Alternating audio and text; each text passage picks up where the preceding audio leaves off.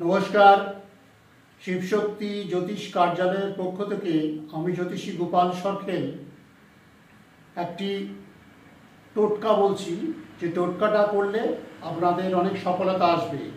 যদি কোনো ব্যক্তি দীর্ঘদিন ধরে বিভিন্ন রকম সমস্যার সম্মুখীন হচ্ছেন এবং সেই সমস্যা থেকে বেরোতে পারছেন না এবং ক্রমশ তার মধ্যে একটা অ্যাংজাইটি তৈরি হচ্ছে, তাহলে সেই ব্যক্তি একটি লোহা বা স্টিলের তালা কিনবেন। শুক্রবার দিন সেটি কিনবেন এক দামে, তালা যেন খোলা না থাকে, বন্ধ তালা কিনবেন এবং বাড়িতে নিয়ে আসবেন।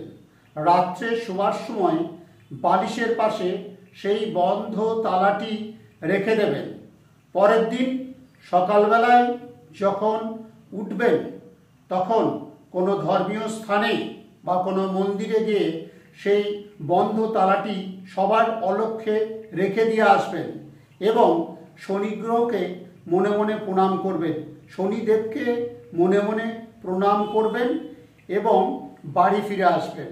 দেখবেন আপনার সমস্ত রকম অশুভ শক্তি দূর হবে এবং উন্নতির পথ সুগম হয়ে উঠবে। নমস্কার। এটা যদি কারোর ভালো লাগে তাহলে আপনারা আমাকে সাবস্ক্রাইব করবেন এবং লাইক দেবেন।